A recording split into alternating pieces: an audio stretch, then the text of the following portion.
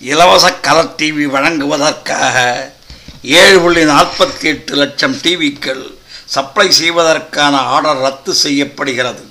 ஏற்கனவே கொள்முதல் செய்யப்பட்டுள்ள 3.27 லட்சம் கலர் டிவிக்கள் அனாதை இல்லங்கள், பள்ளிக்கூடங்கள், ஊராட்சிகள், துணை சுகாதார நிலையங்கள், மருத்துவமனைகள் போன்றவற்றுக்கு வழங்கப்படும் என முதல்வர் ஜெயலலிதா தெரிவித்தார்.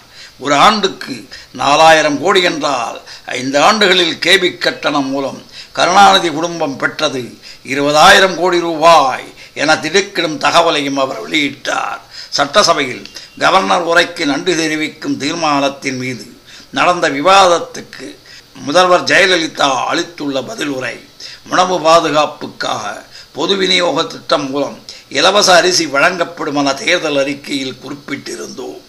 இதை இலவசம் என கூறி மக்களிடம் ஓட்டுக்களை பறிக்கும் திட்டமாக கருதவில்லை. பெண்கள் கல்வியை ஊக்குவிப்பதற்காகவே திருமண உதவி திட்டத்தில் பட்டப்படிப்பு, பட்டயம் முடித்த பெண்களுக்கு 50,000 ரூபாயும் தாலிக்கு தங்கமும் வழங்க உத்தரவிட்டோம். இந்த உதவிகளில் குறை கண்டுபிடித்து திமுக ஆட்சியில் செயல்படுத்த திட்டங்கள் தான் விரிவுபடுத்தப்பட்டிருப்பதாக பொதுவாக கூறுகின்றனர். தாங்கள் இலவசம் வழங்கிய போது பொதுமக்கள் வரிப்பணம் பாழாக்கப்படுவதாகவும் மக்களை சோம்பேறிகளாக்குவதாகவும் விமர்சனம் செய்த எதிர்க்கட்சியினர், பத்திரிகைகள் இவற்றை மட்டும் பாராட்டுவதாக கருணாநிதி கூறியுள்ளார். இலவசங்கள் என்பதும் வாழ்க்கை தரத்தை மேம்படுத்துவது என்பதும் வேறு வேறு. எந்த எல்லை வரை அது மனிதவள மேம்பாடு என்றும், எந்த எல்லையை தாண்டினால் அது இலவசம் என்பதற்கும் வித்தியாசம் உள்ளது. திமுகவினர் ஏழைகளுக்கு வழங்கியதை இலவசம் என்று கூறி கொச்சைப்படுத்தி அவற்றை பெற்றால் ஏழைகள் ஓட்டு போடுவார்கள் என்று இருமாப்பில் இருந்தனர். இதற்கு இலவச கலர் டிவி திட்டம் சிறந்த எடுத்துக்காட்டு. திமுக தேர்தல் அறிக்கையில் டிவி இல்லாத குடும்பங்களுக்கு இலவச கலர் டிவி அளிக்கப்படும் என தெரிவிக்கப்பட்டது. ஆட்சி வந்ததும் கலர் டிவிக்கள் இல்லாத குடும்பங்களுக்கு 14 அங்குல டிவிக்கள் வழங்கப்படும் என உத்தரவு பிறப்பிக்கப்பட்டது. ஆனால் அனைத்து குடும்ப அட்டைதாரர்களுக்கும் கலர் டிவி வழங்க வாய்மொழி உத்தரவு பிறப்பிக்கப்பட்டது. கடந்த திமுக ஆட்சியில் 1.64 கோடி ரூபாய் இலவச கலர் டிவிக்கள் கொள்முதல் செய்யப்பட்டுள்ளன. 2001ஆம் ஆண்டு மக்கள் தொகை கணக்கெடுப்பின்படி தமிழகத்தில் 1.40 கோடி குடும்பங்கள் தான் இருந்தன. இதில் 56 லட்சம் குடும்பங்கள் ஏற்கனவே டிவி வைத்திருந்தன. எவ்வளவு பேரிடம் டிவி இல்லை என்ற கணக்கு இல்லை. மக்கள் தொகை உயர்ந்திருந்தாலும் 1.64 கோடி குடும்பங்கள் கலர் டிவி இல்லாத குடும்பங்களா? கணக்கெடுப்பு எதையும் முந்தைய அரசு எடுக்கவில்லை. கலர் டிவி கேட்டு எந்த விண்ணப்பமும் மக்களிடம் பெறவில்லை. ஒரு குழு தயாரித்த பட்டியலின் அடிப்படையில் டிவி கொடுத்தனர்.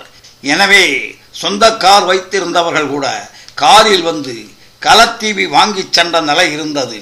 இது மக்களுக்கு பயன்பெறக்கூடிய திட்டமா அல்லது ஆட்சியாளர்களுக்கு பயன்படக்கூடிய திட்டமா? கலர் டிவியை பார்க்க கேபிள் கட்டணம் செலுத்த வேண்டும். கடந்த 5 ஆண்டுகளில் கலர் டிவி வழங்க 3687 கோடியே 10 லட்சம் ரூபாய் செலவிடப்பட்டுள்ளது. இந்த பணம் மக்களின் வரிப்பணம். ஆனால் இந்த கலர் டிவியை பார்க்க கட்டணம் பெற்றது கேபிள் தொழிலில் கோலோச்சி இருக்கும் கருணாநிதியின் பேரன்கள் கலாநிதி, தயாநிதி, துரை தயாநிதி போன்றவர்கள்தான். கருணாநிதியின் குடும்பத்துக்கு கேபிள் கட்டணமாக ஆண்டுக்கு 4000 கோடி ரூபாய் மக்கள் செலுத்தினர். மக்கள் வரிப்பணத்தில் 3687 கோடி ரூபாய் செலவழித்து ஆண்டுக்கு 4000 கோடி ரூபாயை தம் குடும்பம் பெற வழி செய்து விட்டார். ஒரு ஆண்டுக்கு 4000 கோடி என்றால் 5 ஆண்டுகளில் கேபிள் கட்டணம் மூலம் அந்த குடும்பம் பெற்றது 20,000 கோடி ரூபாய். எனவே கலர் டிவி வழங்கும் திட்டம் சொந்த நலனுக்காக திமுக ஆட்சியில் கொண்டு வரப்பட்டது என ஆணித்தரமாக சொல்வேன். கடந்த ஜனவரி மாதம் 6வது கட்டமாக 10 லட்சம் கலர் டிவிக்கள் கொள்முதல் செய்ய முடிவு செய்யப்பட்டது. இதில் இதுவரை வழங்கப்படாத 7.48 லட்சம் கலர் டிவிக்களின் கொள்முதல் ஆர்டர் ரத்து செய்யப்படுகிறது.